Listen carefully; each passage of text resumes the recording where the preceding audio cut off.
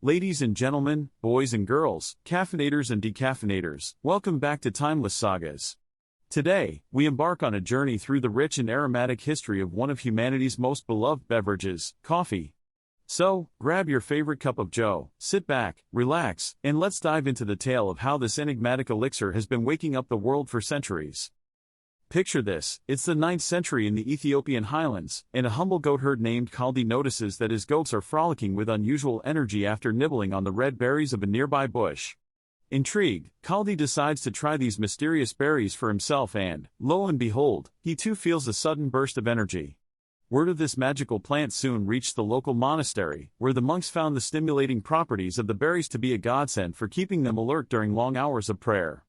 And thus, dear friends, the story of coffee began. Now, it's important to mention that, at this stage, coffee was far from the sumptuous drink we know today. People initially consumed the berries in the form of a simple energy-boosting snack, either by crushing the beans and mixing them with animal fat or by fermenting them into a crude wine. It wasn't until the 13th century, when coffee beans first reached the Arabian Peninsula, that the concept of brewing coffee as a hot beverage truly emerged. The Arabs would soon become the chief pioneers of coffee cultivation and trade. As coffee houses, or kavakhanes, began to spring up across the Arab world in the 15th century, these establishments quickly became hubs of social, political, and intellectual discourse. Patrons would gather to converse, play games, share stories, and even listen to live music, all while sipping on their steaming cups of coffee. These buzzing coffee houses soon earned the nickname schools of the wise, a testament to the role they played in fueling the exchange of ideas.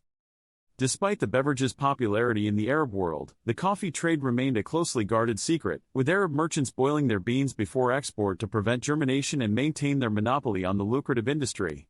But as the saying goes, you can't keep a good thing hidden forever. In the 16th century, it was the Ottoman Empire that managed to smuggle fertile coffee beans out of Yemen, thus paving the way for the spread of coffee cultivation across their empire and into Europe.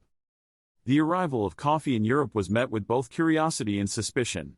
While many Europeans were captivated by its rich taste and energizing effects, others were more skeptical, denouncing the drink as the bitter invention of Satan.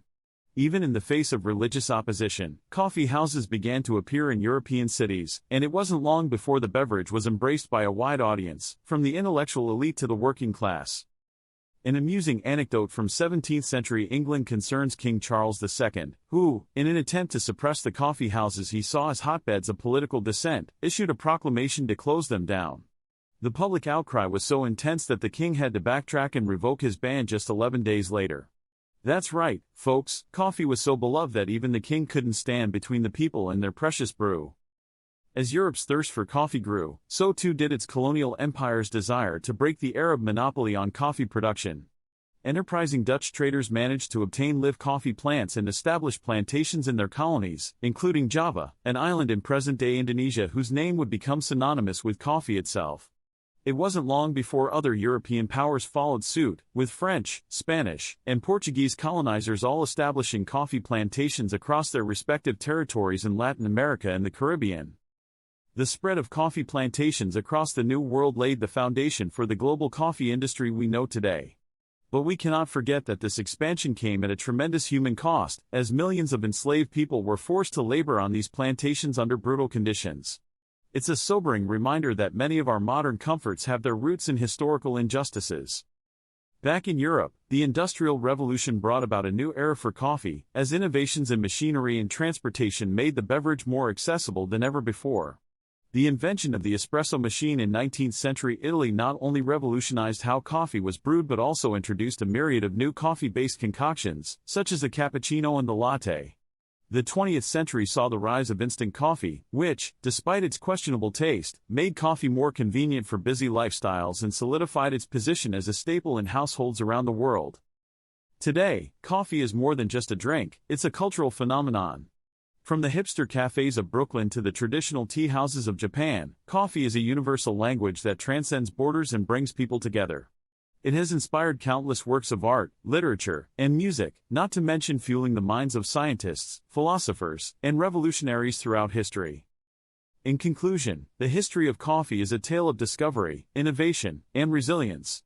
From its humble beginnings in the Ethiopian highlands to its current status as the lifeblood of modern society, coffee's journey is a testament to humanity's insatiable desire for connection, knowledge, and, of course, a little caffeine kick. So, the next time you take a sip of your morning brew, take a moment to appreciate the rich and complex history that lies behind every drop. Thank you so much for joining me on this caffeinated adventure through time. Don't forget to like, comment, and subscribe to Timeless Sagas for more intriguing stories from the annals of history. Until next time, stay curious, my friends.